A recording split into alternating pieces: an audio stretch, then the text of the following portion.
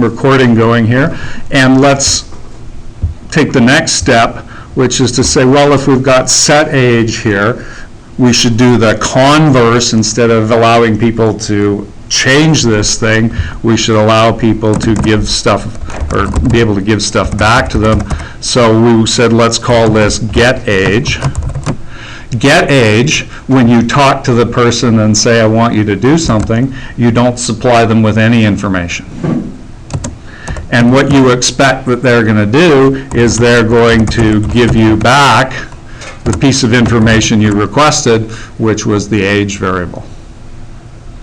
When they give it back, Java requires you to say what kind of thing you're giving back.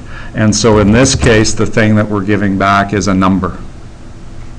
Easy way, if you don't know what to put there, go back up and look at the age variable. Because if somebody gave you a number coming in, you have to send them a number coming back. Always. And the word public on the front just says, this is something you can ask me to do. And when you see the word private, private is the thing that says mine. Okay. So now we've got get age done there. In the driver, what you would do if you wanted to ask to see what had been done is you would talk to first person and you would say get age, not giving them any information and expecting that you would get some information back.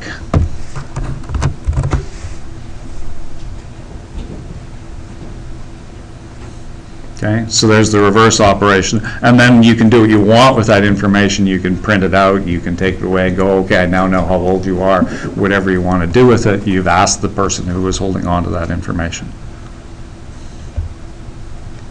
Okay, let's talk for a second about all of these words that we've got here.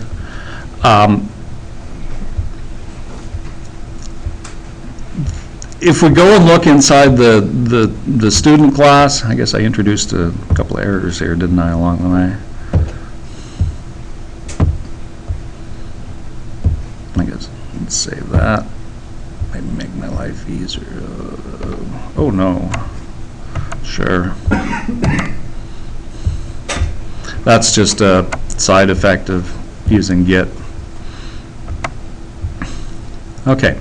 Let's talk for a second about these names here. Okay. This name here could just as well be X. Okay. There's no, it's totally arbitrary what that name can be. And this name could just as easily be something silly like Y. Okay? Again, totally arbitrary. It's just the name that's on the top of the piece of paper. Okay? The problem with that is that if I call those things X and Y, then it would be just as easy for me to accidentally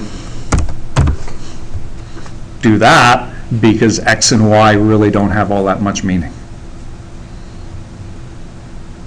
Okay? So the opposite of that, rather than being totally anonymous, is to say, well, why don't I call it first name? Because I'm taking the piece of paper, the scrap piece of paper that says first name on it, and I'm transferring it onto the piece of paper on the form that's called first name. It makes perfect sense that they're one for one, and that's where they're supposed to go, even though they're physically two different things, right? One's the piece of paper, the scrap piece of paper, the other one's where I want it on the form. Okay? Well, that tends not to work either, because now you are always asking yourself the question, is that the piece of paper that's the scrap piece of paper, or is that the piece of paper that's actually on the form, and how do I tell them apart? Okay? And Java actually allows this in a strange sort of way. What you do is you would say, you would use the word this dot first name for the thing that's on the form. Okay? But that's sort of ugly. Okay? So what we're going to try to do instead is try to use a name that sort of describes close enough to where we want to put it, but is different enough that it's obvious that it's a different thing. So we're trying to establish the linkage, but we're trying to make them still a little bit different. Okay? And so then there's no confusion if you get those two messed up and you say supplied last name goes into first name. Somebody's going to come along and look at the code and go, well, no, that's just obviously not right. Okay? So we're trying to reduce errors by keeping the names right. What's actually going to happen with these is the word supplied is probably too long. In the other class, I think I used incoming, and so what you'll likely see me do is shorten it to just in first name and in last name, because I don't want to type too much. But the goal is always the same, to try to give the idea that those things somehow match up together. Okay? Same with set age. Set age is a totally arbitrary name. You could call this thing do some stuff. Okay? Typically what happens with those things is that they're verbs, because they're an action word because you're trying to get someone to do something for you. Okay? So they almost always begin with some sort of action, and then we're also trying to indicate which thing we're trying to get them to modify. So in this case, calling it set age rather than set X just gives people some idea of where you want to, what you expect this thing to do in the long run. Again, totally arbitrary. It's a convention. Okay? So the convention in Java is when you want to change one of these variables that's on the class or the form, you say set and then variable, and when you want to retrieve it, you say get and then variable name as the name of the words that you're using. So everybody consistently uses the same words for things. Okay?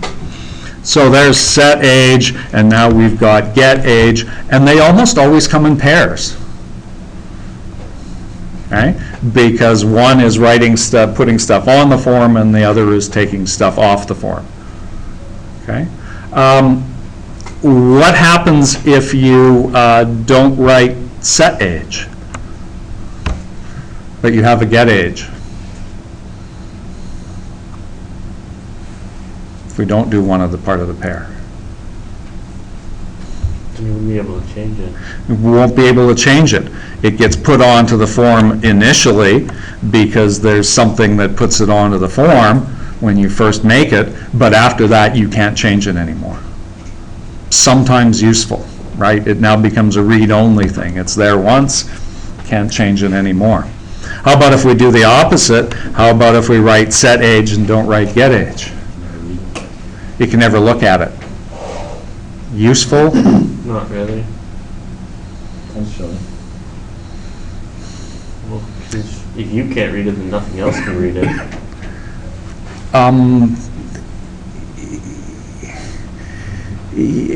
You would think it's not useful, but if you go back and think spy versus spy, it is sort of useful because it's the old meaning of the word drop box, of somewhere where you can dump something into a box but you can't ever look at it again. Mailbox would be an example. Okay? You can dump stuff in, keep dumping other stuff in and changing it or adding to it, but you never get to look at it. Sometimes useful, so it's a security feature. Again, you see there's that idea of control, right? Now every time I do one of these things, because I've said I own that thing, I can now start to control how people use it. And that's what we're all about, is control. Okay, so there's get age and set age. So now we can start to play the same game here of marking all of these as private, to say, no, no, no, I want control over all of these variables.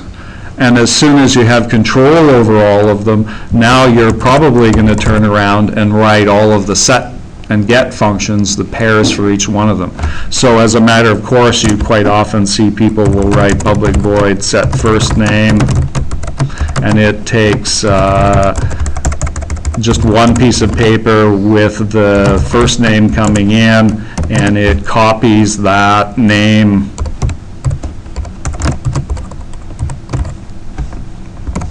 onto the first name field of the form. Okay. So there's set first name and public string get first name that says return first name. Okay, so there's another pair of them, and I've used that same sort of naming convention. Okay, another convention in Java is that all classes begin with a capital letter, and all of the variables start with a small letter. And if you have a name, if you have a variable or something that has more than one word in it, then each word thereafter is capitalized in either case. Okay, so that's another standard, and you'll see that that's the rule that I'm following all the time. Again, no absolute requirement it be that way, but people will know you're not a Java program if you do anything, a Java programmer if you do anything different. Okay? And just for fun, I'll make sure that I've got those other guys in there, and so this is now set last name, and this is in last.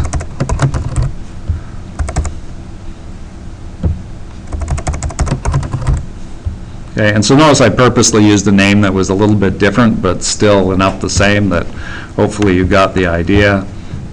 And this is the variable assignment. Get last name. Yeah, here's a problem with cut and paste, is that that's usually what happens when you cut and paste, is that you do the wrong thing and sort of do half of it.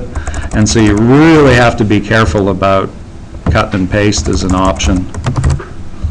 Be surprised how it introduces errors that are almost impossible to find. Okay. So that last, those all match up. Get last name, returns last name. And now the driver will complain because now you can't do this directly anymore with the equal sign. You basically have to punt to somebody who will do the equal sign for you, which means this now becomes first person dot set first name. And of course it's going to mess it up a little bit, but that's okay. And supply what we want done.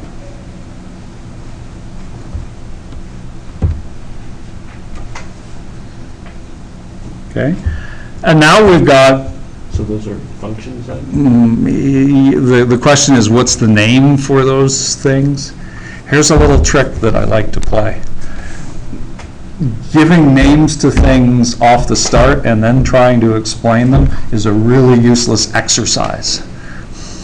Okay, so what you'll see me do instead is I'll not name it, I'll just use it a whole bunch of times, and then eventually I'll quietly start slipping the right name in. Sometimes I even use the wrong name because I'll use a name that people understand better, and then I'll move over and use the real name. So it's like, you know, the driver training example, you know, teaching people to drive and saying, well, okay, at the next intersection, I want you to turn right. You go, fairly naive, go, well, what's an intersection?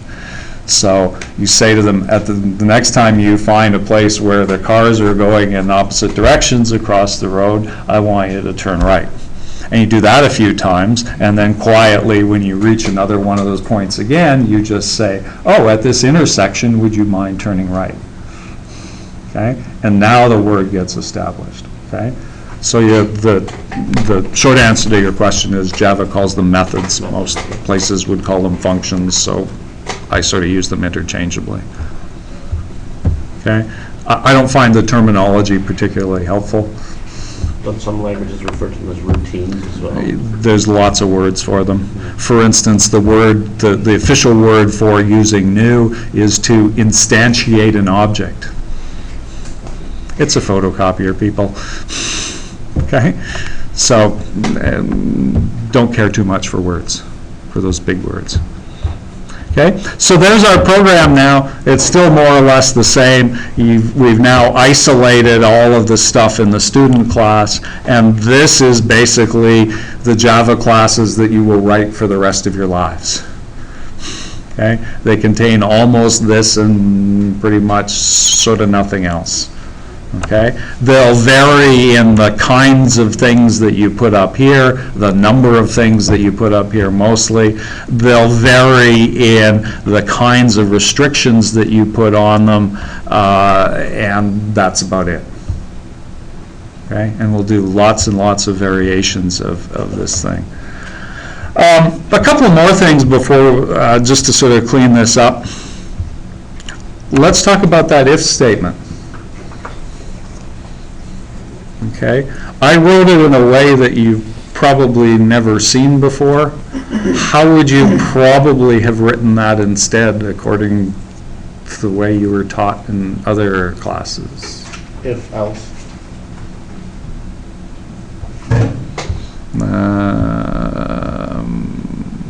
Well, let me just do it this way. We'll just keep it relatively simple. If age is greater than 0,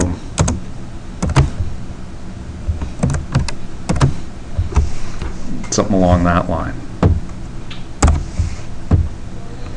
Right? There's the other way of writing it. Which one do you think is better? Doesn't really matter, does it? This is the traditional way. It's pretty much guaranteed when you look at if statements, you'll see them written this way. Sometimes with an else afterwards. In this case, that's else do nothing, which you'll see some people write.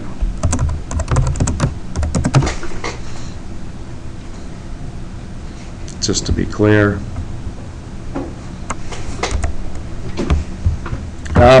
Okay, I refer to this as the what I'll call the inclusive if. Do it only if these conditions are true. Okay. Well, here's a couple of things about it. In this case, notice that the important thing is buried inside the if statement. And the unimportant thing is actually outside of the if statement. So if you do this style of if statement, you're forcing people to read this in here to find out what the goodness is. Okay? If we do it the other way,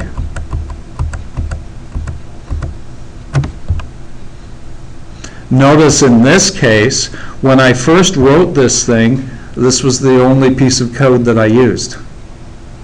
And then later on, I left that goodness there, sitting out on the left-hand side where it could be seen, and I made a reason not to do it. Okay? So a reason for being lazy goes up here. Oh, I couldn't be lazy. I guess I have to do what I was supposed to do anyway. And so in this case, somebody who's reading the code doesn't have to read this because the goodness is still sitting out there.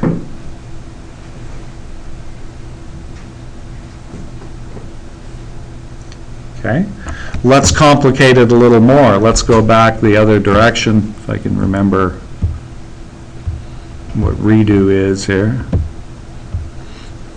Let's put it back to the other variety. You can see I never use redo.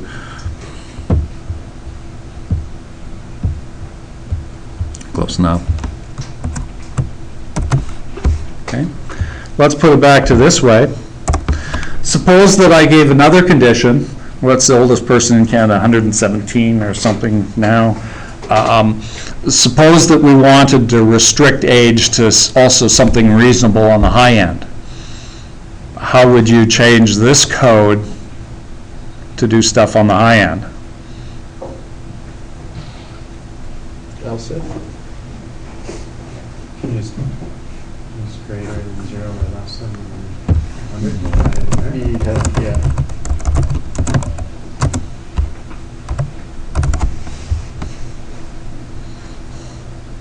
It would look something like that. Okay? So I'm only going to do this if their age is greater than this and it's less than that. So that's that only if idea again. And notice what happens to this line.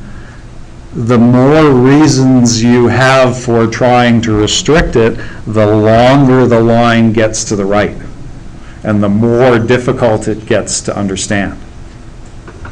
Okay? I'll write this the other way.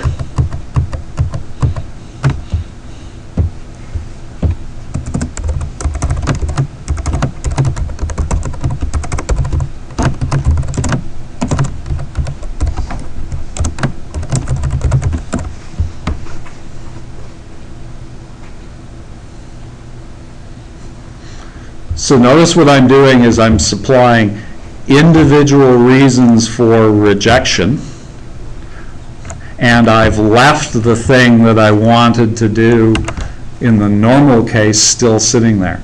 So anybody who comes along and wants to see what's the thing that you would usually do can now ignore all of that code and just go read that thing to find out what I would normally do.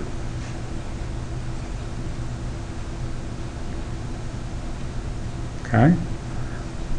In your programming lives, you will rarely see code written this way because most programmers were taught to write things when they wrote just one big, huge, long source code file.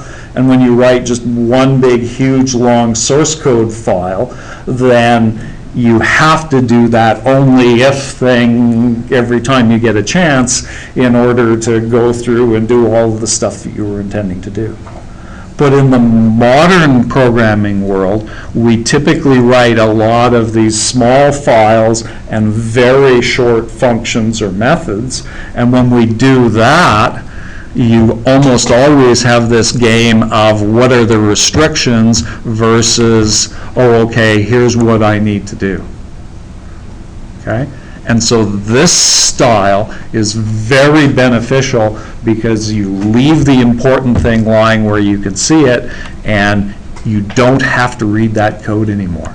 So it minimizes the code that you have to read and maximizes where you can go look to see things. Okay? You want the real-life example? The real-life example is another student comes into the class, wants to come into the class, right? They want to register for this thing and enter, right? Okay, so they knock on the door and they come and they say, can I come into Comp132? And I say, you can come in if you're in the CST program and you took Math 164 and you got your grade 11 whatever, and you've got the appropriate form from Sarita that says that you can register late. Student says, what? Ever read the calendar? That's what the calendar looks like, right? Let me repeat. You can come in if you're in the CST program and you've got Math 164 and this, and by the way, not that. What? What's a better way of doing it? Checkbox. Have you done this? They come in and they say, can I register for this class? And I say, are you in the CST program? They say, no. I say, get out. Right? Because I'm trying to be lazy. I'm trying to not do the work that I know is behind that. Right? Okay? And so they say, oh yeah, I'm in the CST program. So you've got the permission form from Sarita? And they say, no. I say, get out. Right? And it's just this sequence of one question at a time, trying to find a way to prevent them from coming into the room. And eventually, after I've exhausted all of the possibilities, then I go, okay, come on in, and now I have to do a bunch of work. Okay? Notice how easy that was for them. You didn't see their eyes roll, right? They didn't have this big, long thing that they had to figure out. It's just really easy for both of us to do, okay? So that's why that style is a nice style. And I'm going to make you write that style, and you're going to continually regress to other ways in other classes, and I'm going to kick and scream and say, no, no, no, please do this. It's really important that you learn to do that. Okay? There's no need anymore to combine these with double and. It used to be we wanted to save all sorts of computing cycles and, you know, every little bit that we can. Computers are cheap, people are expensive, make it easy for people to read. And we're going to do that over and over and over again. And that's that business of breaking some of those rules that have been around for the past 30 years when computers were expensive and people were cheap. Going to go the other direction, make it readable for human beings, and forget about the computers. Can always go buy more cycles. It's trivial. Okay, so there's that, a better form of if statement, and I'll leave that one in the code so that you can see it. There's one last thing I want to do with this. If we go and look at this thing and we decide we want to print out information,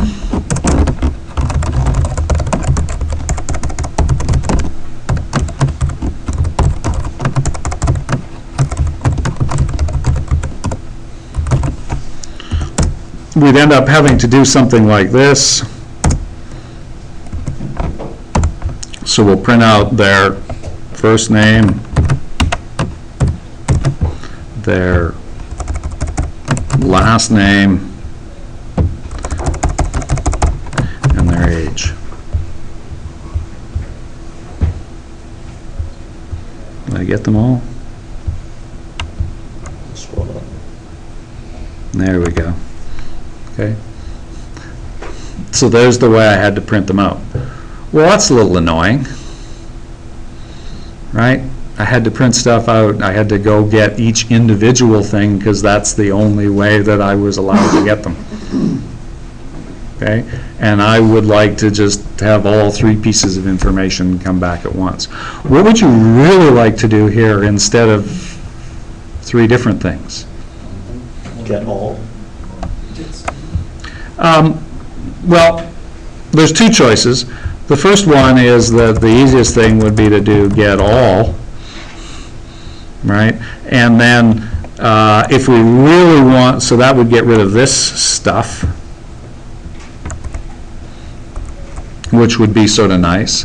In the long run, even get all is a little annoying. I would like it to work just like any other thing where you give the name of the variable and it somehow prints stuff out. Okay, so let's start with third student dot get all. Really all that means is that we need to go into the student class and we need to write another public thing that people can do. And we can actually just take all of the stuff that we had already and sort of use it. So what I'm going to do is I'm going to say string result is, we'll start out with an empty string, and then we'll add to it the first name variable, and I guess we need a space around that, and then we'll add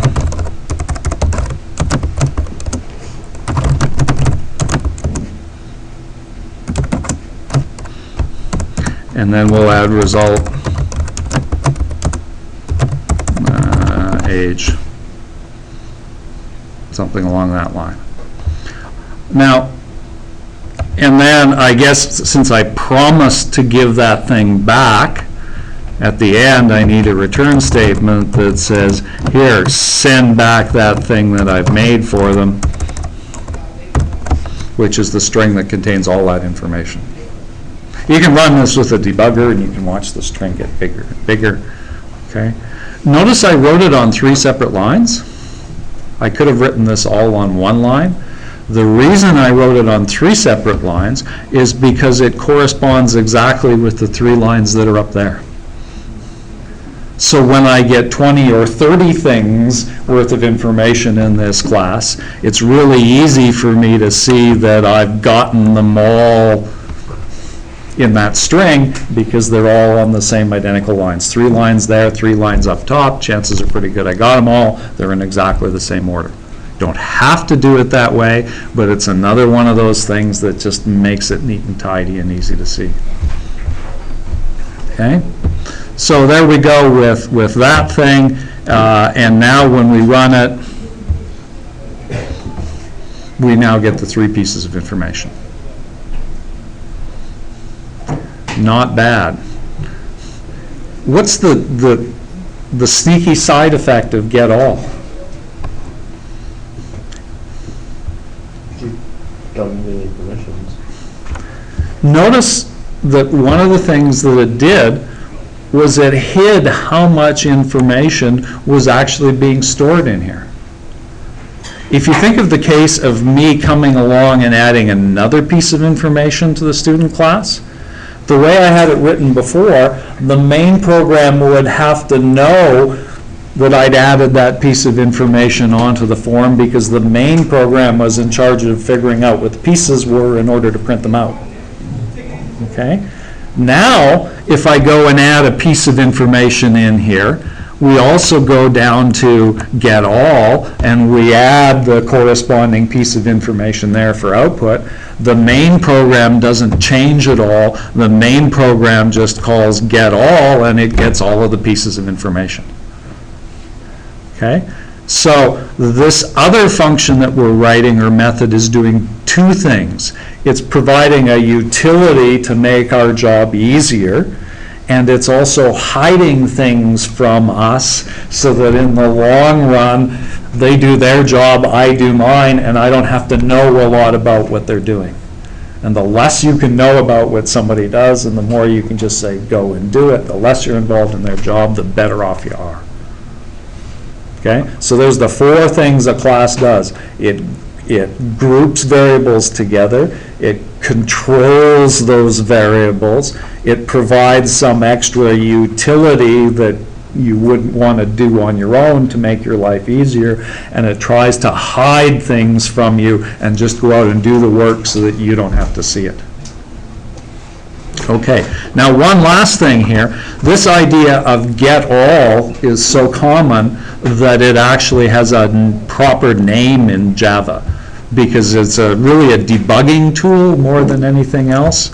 And so the proper name in Java, because you see what it's doing is it's converting all of the information into a string. This thing is actually called toString. Convert it to a string rather than get all. And so that means that it becomes a traditional thing that you write, so that now you know in general an object has a toString, or a class has a toString that you can use. Okay? Now, just because Java programmers are lazy, it turns out that println in a lot of Java is smart enough to know that toStrings are available. And so you can actually leave that out, and it's still smart enough to pick it up. Okay? So still works just fine. Except if you misspell it because you're a bad typist, then this thing doesn't correspond to what's actually required by convention. Look what happens when you run the driver now. Doesn't know anymore how it should convert that thing to a string, so it actually prints out its memory address, which is sort of useless, because that's all it knows about it. Okay? So the converse is true. If you see this when you try to print out one of those class variable, it means that you're missing the toString. Because that's such a common thing, there's this little at notation at the top that you can put on things. You can say, I know this thing is already supposed to exist, or I'm supposed to be able to use it. It's supposed to look this way. And if you look at this thing, the error message is now smart enough to go, basically, hey, I don't think that that thing overrides or enhances anything that it should. It's some arbitrary function, not the one that you expected. And so if you put at override on the front, then until you get it right, it will complain. Okay? So it's just a way of saying, override the existing one with my version, which does something special. And if you left that off, then you wouldn't necessarily get the right name. And with that, we're done.